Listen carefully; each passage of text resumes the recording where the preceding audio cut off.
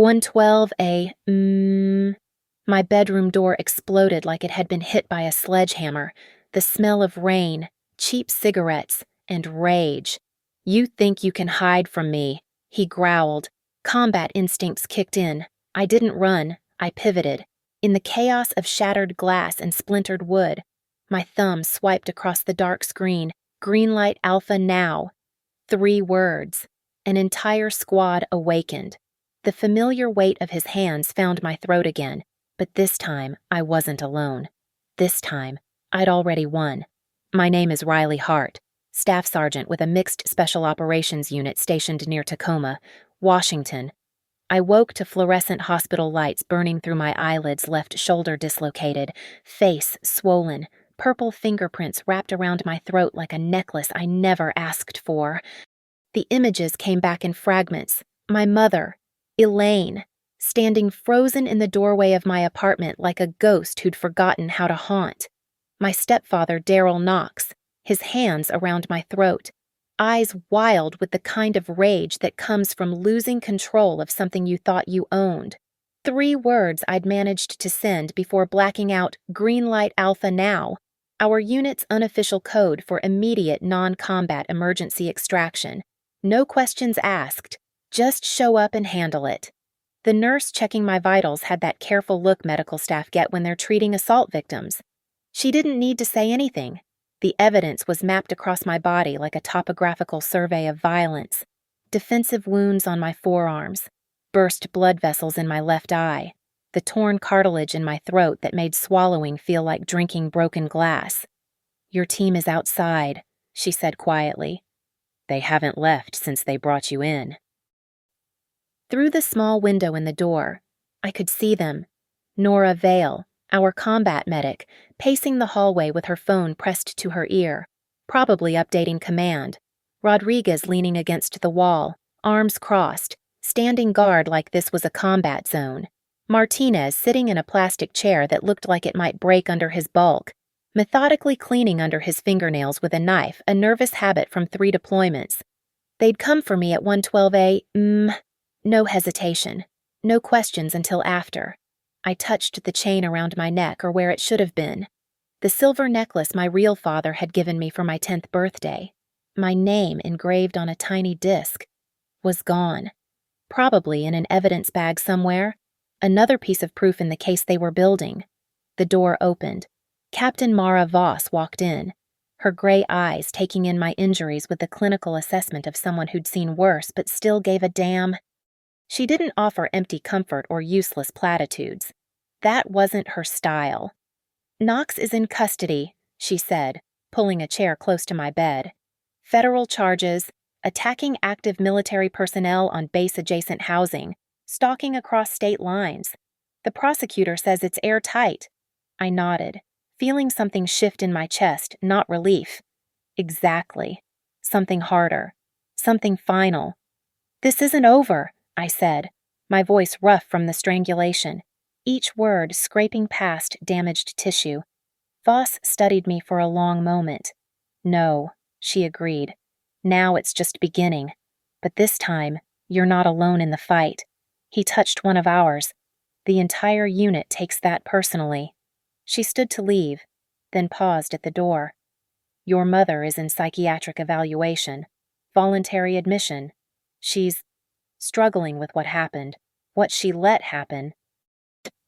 After she left, I lay there listening to the mechanical hum of hospital machinery, the distant voices of my team in the hallway, the rain against the window. This wasn't how I'd imagined it would end or begin.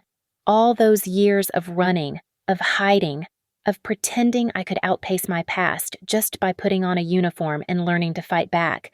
But Daryl Knox had made a mistake. He'd followed me into my world, where backup meant something, where "leave no one behind" wasn't just a motto but a blood oath, where 3 words could summon an army.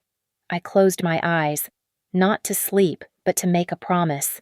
This time, I wouldn't just survive.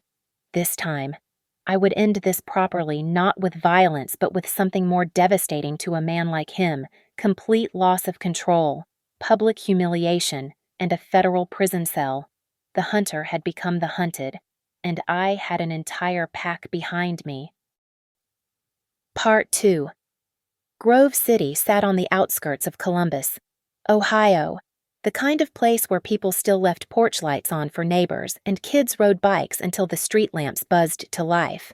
Our house was white clapboard with green shutters that my father, Luke Hart, repainted every third spring like clockwork. The front yard smelled of fresh-cut grass in summer, burning leaves in fall, and in winter, the sharp metal scent of snow before it fell. My father worked for Norfolk Southern Railway as a signal systems engineer.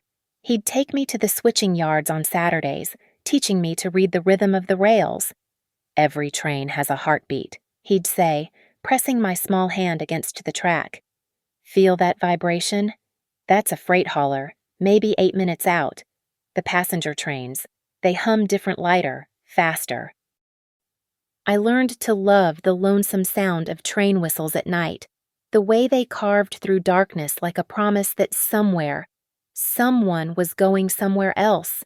Dad would make up stories about where each train was headed: California oranges, Kentucky coal, Michigan auto parts. The world felt infinite and connected by twin steel ribbons. Then came a humid Tuesday in August. I was 12. Dad was driving home from a late shift when a drunk driver ran a red light at the intersection of Stringtown and London Groveport. The impact pushed Dad's truck into a concrete barrier. They said he died instantly, which was supposed to be a comfort, but felt like a lie adults told to make themselves feel better about things they couldn't fix. Mom unraveled like a cheap sweater.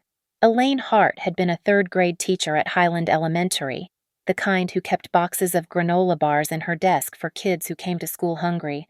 After Dad died, she took indefinite leave that became permanent. The curtains stayed drawn. Dishes piled in the sink. The front yard grew wild. I learned to forge her signature on permission slips, to wash my clothes by reading the faded instructions on the washing machine lid, to make spaghetti from a jar and call it dinner. Neighbors dropped off casseroles that grew mold in our fridge. Well-meaning church ladies whispered about that poor Hart girl when they thought I couldn't hear. 2 years later, Daryl Knox appeared like he'd been scripted by someone who'd never met real kindness. He was a contractor who'd been hired to repair storm damage on our roof. Big shoulders, easy laugh, the kind of guy who called everyone buddy or sweetheart depending on their gender. He fixed things: the roof, the loose porch rail, the broken garage door that had been stuck half open since Dad died. He brought groceries without being asked, made Mom laugh for the first time in 2 years with some stupid joke about a chicken crossing the road. I wanted to hate him for making her smile when Dad couldn't anymore, but I was so tired of being the only functional person in our house that I let myself hope. The mask didn't slip until after they married in a courthouse ceremony 6 months later. Mom wore a dress I'd never seen before, navy blue, conservative. Nothing like the sundresses she used to wear when Dad was alive. Daryl gave me a gift after the ceremony, a silver necklace with my name engraved on a small disc. "Welcome to the family, sweetheart," he said, clasping it around my neck. Then, leaning close enough that his breath touched my ear, he whispered, "Your mom needs me. Without me, she's nothing. Remember that when you think about causing trouble." The words were so quiet, so contradictory to his public smile, that for a moment I thought I'd imagined them, but the grip of his fingers on my shoulders, just a little too tight, just a little too long, told me I hadn't. That night, listening to my mother crying happy tears, she claimed through the thin walls of our house, I understood that Daryl Knox hadn't fixed our broken home. He'd simply moved into the cracks like black mold, invisible at first but poisonous, spreading through everything until you couldn't remember what clean air tasted like. The train whistles still sang through Grove City at night, but now they sounded like warnings I'd been too young to understand. House rules bedroom doors stay open. Daryl's first decree, delivered while moving his things in. Mom stood behind him, arms wrapped around herself like she was holding her bones together, avoiding my eyes. The control started small, almost reasonable if you didn't look too close. Joint bank account, easier for managing household expenses. Mom's paychecks from her teaching retirement fund now required his signature. The car keys migrated to his nightstand. The grocery list needed his approval. The landline phone moved to their bedroom. He performed suburban stepfather perfectly for the neighbors. Saturday BBQs where he'd flip burgers and tell stories about construction site mishaps. One thick arm draped over Mom's shoulders like a python. "Don't know what she'd do without me," he'd say, squeezing her against his side. "Woman was falling apart when I found her. Practically saved her life. Didn't I, sweetheart?" Everyone would laugh. Mom would smile that empty smile that never reached her eyes anymore. I'd excuse myself to the bathroom and stare at my reflection, practicing the neutral expression that kept his attention off me. At 17, I won an essay contest about the sounds of memory train whistles and father-daughter Saturdays. $500 and publication in the Columbus Dispatch. Ms. Morrison, my English teacher, said I had real talent, maybe even scholarship potential. Daryl threw the newspaper on the kitchen table that night. "Writing story's gonna pay the bills." He turned to Mom. "Girl needs to learn practical skills, not fill her head with fantasy." "It's not fantasy," I said. "It's about Dad." The slap wasn't hard enough to leave a mark. He was too smart for that. But the message was clear. Mom stared at her plate. "Put it away. Riley," she whispered. "Just put it away." I got a job at Railhouse Beans, a coffee shop near the old train depot. Minimum wage. But it was mine. First paycheck, $96 after taxes. I came home to find Daryl at the kitchen table with a ledger. "Room and board," he said, holding out his hand. "Family contributes?" I looked at Mom. She was washing the same plate for the third time. "How much?" "All of it. You'll get an allowance back, $10 a week for personal expenses." The ledger had columns: income, expenses, balance. My name at the top of a fresh page. I handed over the check and watched him enter it in his neat contractor's handwriting, the kind that looked like prison walls. Senior year. College application deadlines looming. I'd hidden the fee waivers from my guidance counselor, filled out applications at the library, used the school's address for correspondence, until Daryl found the acceptance letter from Ohio State that had accidentally been delivered to our home mailbox. "You sneaky little bitch," he said, voice calm like discussing weather. "Going behind my back." He didn't tear up the letter too obvious. Instead, he made me watch while he called the admissions office, impersonating my father. "Family circumstances have changed. She won't be attending." That night, he placed a community college application in front of me. "Administrative support program. Practical skills," he said. "You'll thank me later." Mom appeared in my doorway at 2 that night, a ghost in her own home. She sat on my bed, weight barely denting the mattress, and took my hand. Hers was cold, always cold now. "You're stronger than me," she whispered, words rushing like she was stealing them. "When you turn 18, run. Don't look back. I'm sorry I'm sorry. Come with me." She shook her head, already retreating. "He'll find us. He always says he will. But you can disappear. You can be free." 3 weeks after my 18th birthday, I stood in an Army recruitment office in Dayton, 2 hours from home.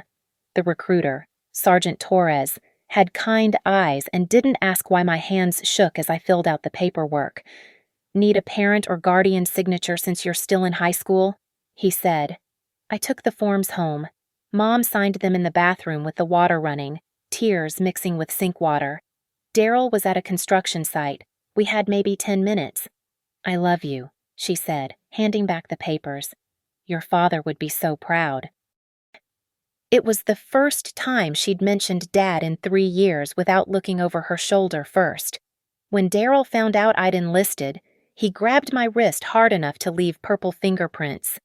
"You think you can escape? I've got all the time in the world, and your mother stays here with me." His breath smelled like beer and ownership, the scent of every small-town tyrant who confused control with love, fear with respect. The recruitment office in Dayton was wedged between a payday loan shop and a Vietnamese restaurant, American flag fading in the window. The brochure for special operations didn't promise glory, it promised truth and discipline.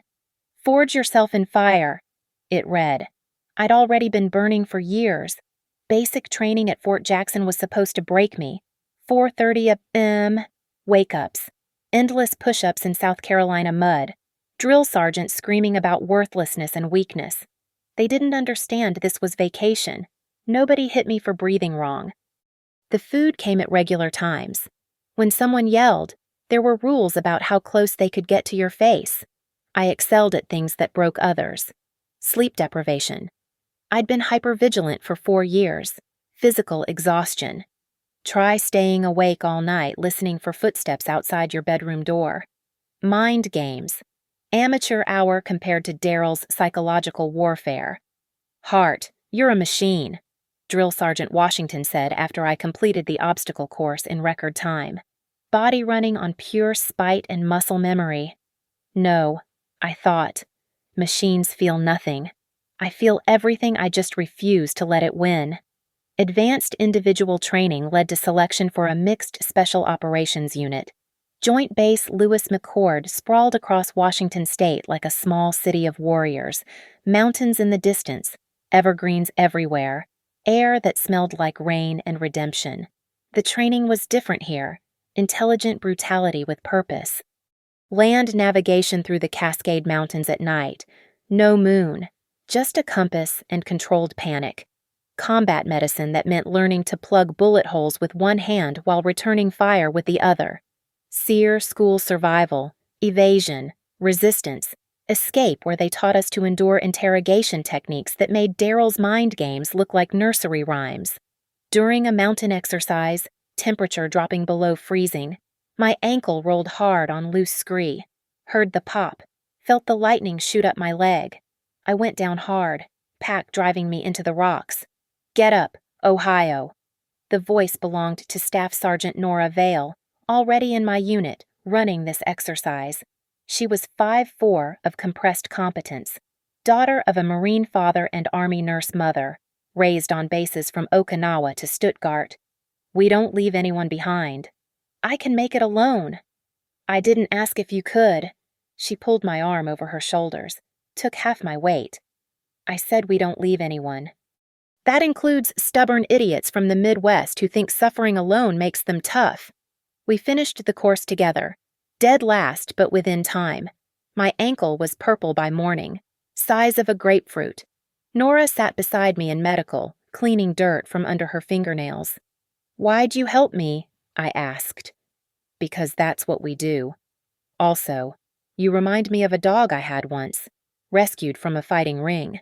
Didn't know what to do with kindness, tried to bite anyone who showed it affection. Eventually learned the difference between a hand reaching to hurt and one reaching to help. Captain Mara Voss ran our unit with the efficiency of someone who'd seen combat in 3 theaters and decided paperwork was just another form of warfare. Gray eyes that missed nothing, silver creeping into dark hair, she kept regulation tight. She never raised her voice, didn't need to. After a particularly brutal close-quarters combat drill where I'd fought like something possessed, she called me into her office. "You're not a runner. Hart," she said, reviewing my file. "Psychological profile says flight risk, but that's not what I see. You're a fighter who learned to hide it. Question is, what are you fighting? Does it matter?" She leaned back, studied me. "Everyone's running from something or towards something. The ones running from something eventually get tired. The ones running towards something they find what they're looking for, one way or another. What if I'm not running anymore? Then you're exactly where you need to be." The unit became family in ways I'd forgotten family could be. Rodriguez, who sent half his pay to his mother in El Paso and could make explosives out of kitchen supplies. Martinez, mountain of a man who read poetry in Arabic and played piano like his fingers were made of butterfly wings. Nora, who became the sister I never had, teaching me that strength could include vulnerability, that trust wasn't always a trap. They never asked about the nightmares that woke me at 2 a.m., hands at my throat that weren't there. They just made sure someone was always awake on fire watch, ready with coffee and silent company. Whatever happened before, Nora said one night, both of us on guard duty, Washington rain pattering against the roof. It doesn't own you anymore. You're not that scared girl. You're a warrior now. I touched the silver necklace still around my neck, name barely visible from years of wear. Some ghosts don't stay buried. No, she agreed, but now you've got a whole team of gravediggers. 3 years into my service, Mom called the unit's family support line the only number Daryl didn't monitor. She'd moved to Spokane with him. Something about a construction opportunity. Her voice sounded like tissue paper, thin and ready to tear. I just wanted to hear you, she said. To know you're okay. Mom, you can leave. There are resources. Riley. Just my name, but waited with everything she couldn't say. Someone was listening. Someone was always listening. I flew into Spokane Coeur d'Alene International on a 72-hour pass. Rental car, cheap motel, combat mindset. The address she'd given me was a split level in a neighborhood trying to decide if it was middle class or giving up. Same white siding, same pretense of normalcy. The house smelled different new carpet, fresh paint, but underneath it the familiar scent of fear. On the walls, our family photos had been edited. Where Dad's pictures once hung, now Daryl's hunting trophies and contractor's licenses claimed the space. A photo from their courthouse wedding centered above the fireplace like a threat. Mom had lost more weight. Her wrists looked breakable, bird bones wrapped in skin. She hugged me carefully, like she was afraid I might disappear or explode. Daryl watched from his recliner, beer in hand, local news droning. Military's treating you well, he said, not a question. Eyes cataloging changes the muscle, the posture, the way I didn't flinch when he stood. Made you hard. Disciplined, I corrected. His smile was all teeth. Same thing. While Mom made dinner his favorite. Of course, I slipped her a card for the National Domestic Violence Hotline, military spouse resources on the back. She palmed it like contraband, disappeared into the bathroom. I heard the toilet flush. The card was gone. After dinner, Daryl orchestrated photographs. Family photos, he insisted, positioning us, his hands on our shoulders like shackles. Mom smiled that empty smile. I stared straight ahead. Military bearing, giving him nothing. You know, he said, adjusting Mom's position for the 5th time. Construction's good here. Lots of developments. I'm thinking of buying some rental properties. Building an empire. Your mother's co-signing, aren't you? Sweetheart. Mom nodded. Of course she was. Her credit, her signatures, her remaining independence, all resources to be extracted. That night, in the guest room that used to be mine, I heard them through the walls, not fighting that would require Mom to have a voice, just his monologue about respect, about gratitude, about women who didn't know their place. Mom's silence was louder than any scream. Morning came gray and damp. I found Mom in the garden, tending roses that looked like they were dying from too much attention. The military base here has family services, I said quietly. I've already made contact. They can help with transitional housing, legal services. He monitors the bank accounts, the phone records, the mileage on the car. She didn't look up from the roses. He knows everyone in town, construction crew, police poker buddy group, guys from the shooting range. Mom, I can protect you. Can you? She finally looked at me, and for a moment I saw her, really saw her, not the ghost she'd become, but the woman trapped inside. Can you be here every day? Can you stop him from finding me, from making it look like an accident? Before I could answer, Daryl appeared in the doorway. Time for Riley to head back. Long drive to the airport. As I gathered my things, he cornered me by my rental car, close enough that I could smell coffee and menace on his breath. You think that uniform makes you untouchable? His voice was conversational, almost friendly. I've got time, Riley. All the time in the world. And your mother, well, she's fragile. Accidents happen. Depression is a terrible thing. Sometimes people just give up. The threat was clear. Leave him alone, or Mom pays the price. If anything happens to her, you'll what? He stepped back, hands up in mock surrender. I'm just a concerned husband, worried about his wife's mental health. Check the medical records history of depression after her first husband died. Tragic. Really. He'd been building a paper trail, creating a narrative. I got in the car, hands gripping the wheel until my knuckles went white. In the rearview mirror, I saw Mom watching from the window, Daryl's hand on her shoulder. Possessive, controlling, warning. At the airport, I called Captain Voss, told her everything. We'll put alerts in the system, she said. Any reports from that address, we'll flag it. But Hart, he's smart. He's staying just inside the legal lines.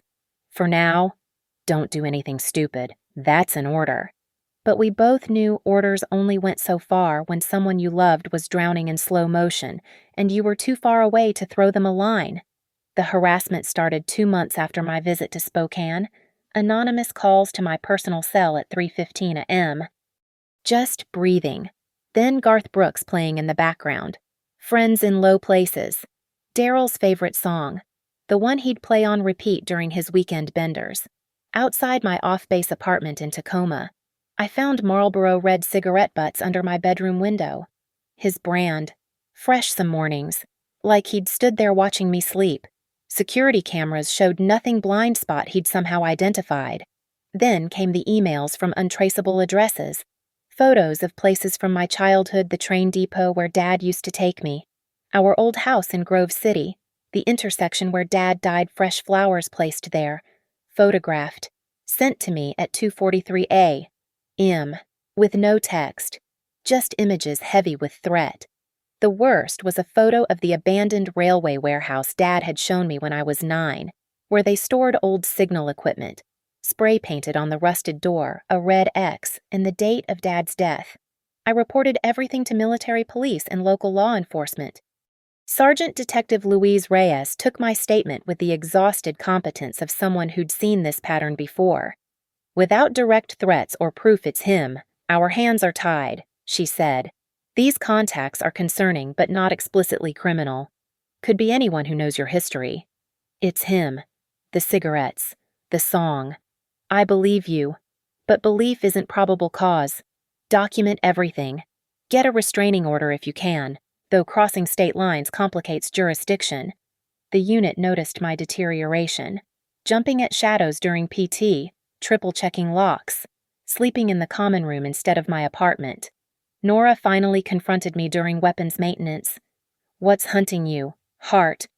I told her everything. By the end, half the unit had gathered, listening with the quiet intensity of predators learning about a threat to their pack. Rodriguez spoke first. We set up rotation. Someone's always within response distance of your apartment. Unauthorized protection detail could get you all written up. Only if someone reports it, Martinez said, casually loading his service weapon. And who's gonna do that? For 3 weeks, it worked. I slept better knowing my team was watching. Started to think maybe Daryl had made his point and backed off. Then Thursday night hit. Storm rolling in from the Pacific. Rain hammering the windows like artillery. 10:47 p.m. I was reviewing tactical reports when my phone buzzed. Mom's number. Riley. Her voice was wind-thin. He's gone to Seattle. Construction meeting. Won't be back until Sunday. Code. He was coming here. 3-hour drive in good weather. Longer in this storm. But he'd make it. He always kept his promises. I called Nora immediately. He's coming. When? Tonight. Storm won't stop him. I'm 20 minutes out. Lock everything. Lights off. Stay away from windows. I did everything right. Deadbolts engaged. Chair wedged under the door handle. Knife within reach. Phone charged. Emergency text pre-typed to the unit group chat. Greenlight Alpha now. 1:12 a.m. 3 polite knocks. Almost friendly. I checked the peephole empty hallway. Heartbeat accelerating. Checked again. Nothing. The moment I turned away, the door exploded inward. Chair splintering. Deadbolt tearing through frame. 4 years of specialized training kicked in. I rolled left, grabbed the knife, came up in defensive stance. Daryl stood in my doorway, rain-soaked, eyes wild with the particular rage of men who've lost control of their possessions, bigger than I remembered, drunk enough to be dangerous, sober enough to be calculated. "Little soldier girl," he slurred slightly. "Playing tough with your toy soldiers." He lunged. I sidestepped, slashed, caught his jacket but not flesh. The apartment was too small, furniture becoming obstacles. He had reach, weight, raw fury. I had training, but close quarters against someone 60 pounds heavier is mathematics, not just skill. We crashed into the coffee table, glass shattering. My shoulder hit wrong, that familiar pop of dislocation. White-hot pain shot down my arm. The knife skittered away. His hands found my throat. Familiar weight, familiar pressure. But I wasn't 14 anymore. I drove my knee up, catching him enough to loosen his grip, rolled hard right despite the screaming shoulder. My phone there. Muscle memory took over. Thumbprint, messages, unit group chat. His hand grabbed my ankle, dragging me back, but I'd already done it. Green light alpha now. Sent. Mom stood in the doorway. When had she arrived? Watching like a broken doll, neither helping nor hindering. Trauma's paralysis written across her face. Daryl's hands returned to my throat. Pressure building. Edges going dark. Should have stayed gone. He breathed against my face. "Now watch what happens to her after your—" The door frame exploded again. Rodriguez and Martinez, like avenging angels in PT gear. They pulled Daryl off me with the efficiency of men who'd extracted targets from hostile territory. He swung wild, caught Rodriguez's jaw, earned himself a takedown that would have made our combatives instructor proud. More footsteps. Nora with her med kit. Captain Voss in civilian clothes but full command presence. Local police, then military police. The apartment filled with uniforms and protocol. But all I could see was Mom, finally moving, kneeling beside me. "I'm sorry," she whispered. "I'm so sorry. I led him here. I thought I could stop him." The first sound that penetrated the fog was boots on linoleum measured, tactical, purposeful. Then voices calling, clear in sequence, room by room, even though my studio apartment only had 3 spaces to check. My team moved like they were securing a forward operating base, not a residential unit in Tacoma. Rodriguez had Daryl face down, knee between his shoulder blades, flex cuffs tight enough to leave marks. Martinez stood over watch, hand resting on his concealed carry, technically illegal in the barracks area. But nobody was asking questions tonight. "Hart, look at me."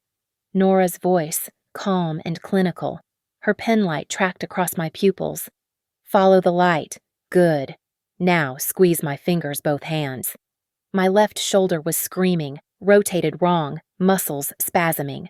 She palpated carefully, confirmed the dislocation. "This is gonna hurt," she warned, then reset it in one smooth motion. The pain went white-hot, then settled to a deep throb. "Medics inbound," someone called out. "EMTs and military ambulance." Captain Voss had taken control of the scene with the natural authority of someone who'd managed chaos in 3 war zones. She was coordinating with Tacoma PD, military police, and base security, creating jurisdictional clarity where there might have been confusion. "This is federal property assault," she stated firmly to the local sergeant. "Service member attacked in base-adjacent housing. We'll need joint processing, but military takes lead." 2 more of my unit arrived, Thompson and Washington, still in sleeping gear but alert. Word had spread through our informal alert system. Within minutes, 12 members of Special Operations had materialized in my tiny apartment, transforming it into the world's most overqualified crime scene. "Jesus Christ!" Daryl spat from the floor, blood running from his nose where his face had met linoleum. "It's a family dispute. You fucking military psychos. Sir, you just assaulted active duty personnel." The military police sergeant's voice was professionally neutral. You're under federal arrest. Charges include assault, breaking and entering, stalking across state lines, and violation of the Uniform Code of Military Justice articles that protect service members. They hauled Daryl to his feet.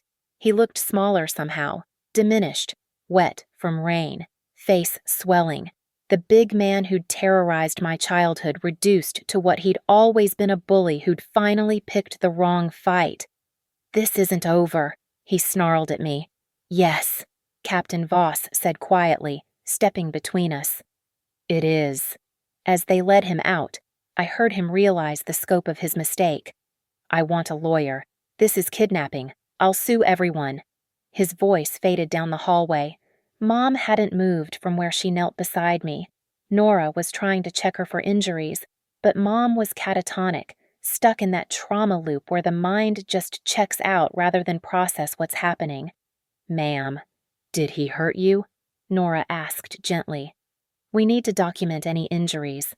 Mom finally looked up. "He made me drive. Said if I didn't, he'd make it look like Riley killed herself. Said soldiers do it all the time. Said he could make it believable." The room went very still. Every operator there understood the implication.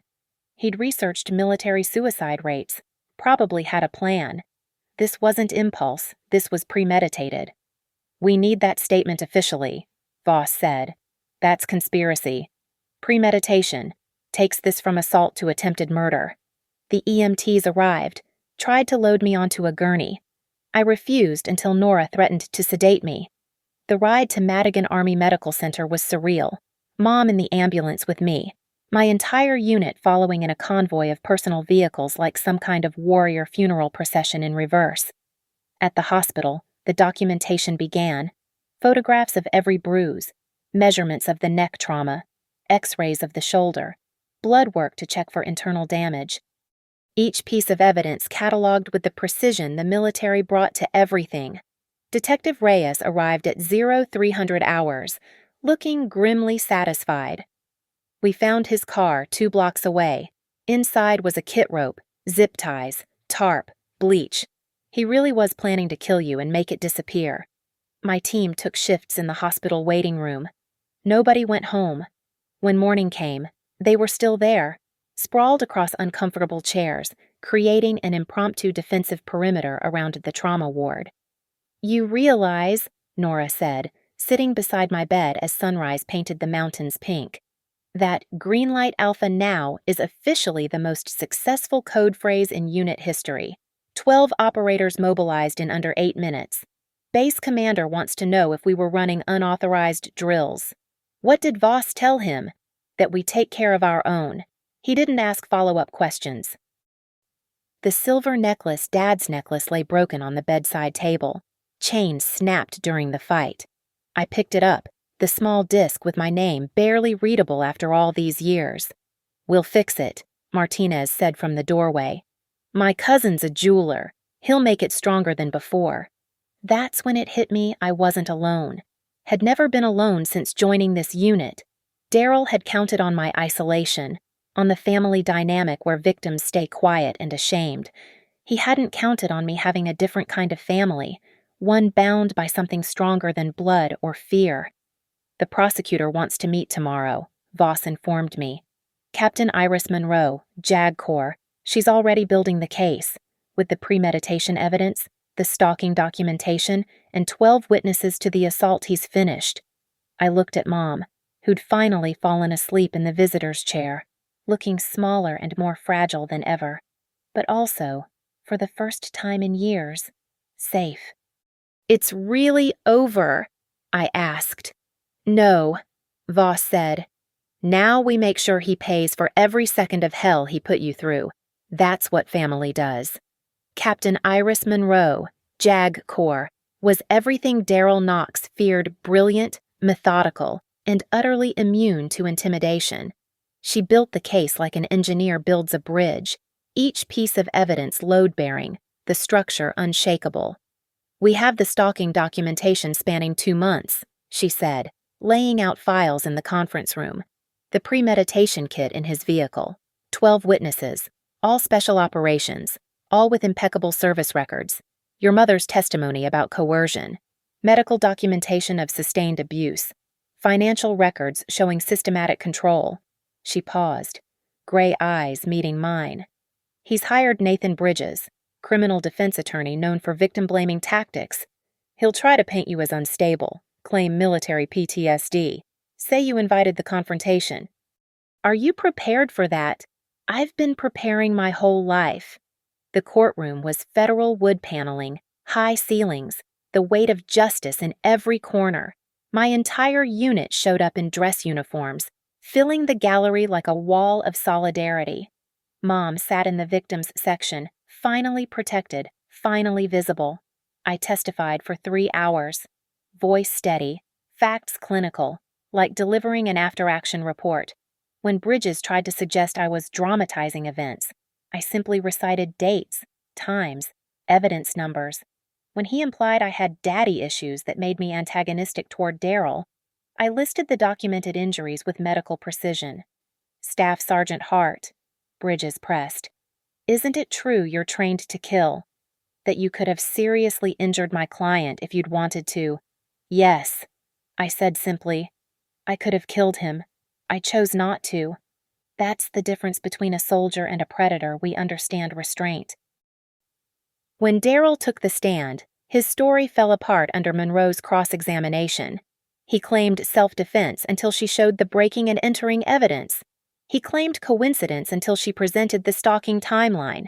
He said the kit in his car was for construction work until she asked why construction required bleach and zip ties at 1A. Mr. Knox, Monroe said finally, you drove 3 hours through a storm to break into a service member's home with a kill kit. You told Mrs. Knox you'd make it look like suicide. You researched military suicide rates. This wasn't passion. This was premeditated attempted murder. His mask finally slipped. She destroyed our family, he shouted. Turned Elaine against me. That little bitch needed to learn. His lawyer grabbed his arm, but it was too late. The jury had seen the real Daryl Knox. The verdict came back in 2 hours, guilty on all charges. Attempted murder, aggravated assault, stalking across state lines, breaking and entering federal property, conspiracy, violation of federal protective orders. The judge, a Vietnam veteran himself, showed no mercy. Mr. Knox, you terrorized 2 women for years, culminating in an attempt to murder an active service member. You represent the worst kind of coward, someone who mistakes fear for respect, violence for strength. Maximum sentence on all counts, to be served consecutively. 45 years, no possibility of early parole. The gavel came down like thunder.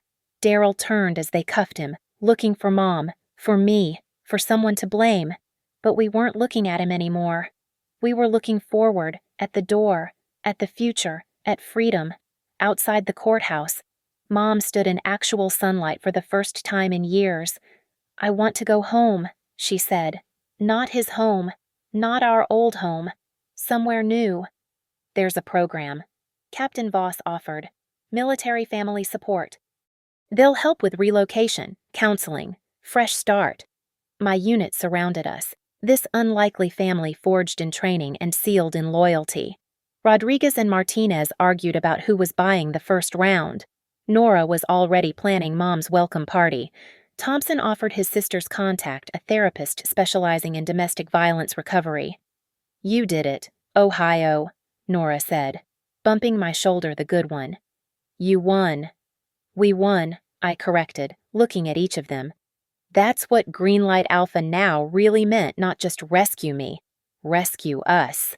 6 months later, I stood in Mom's new garden in Oregon. She was planting roses, real ones this time, not the dying things she'd tended under Daryl's shadow. The silver necklace, repaired and reinforced with titanium links, caught the light at my throat.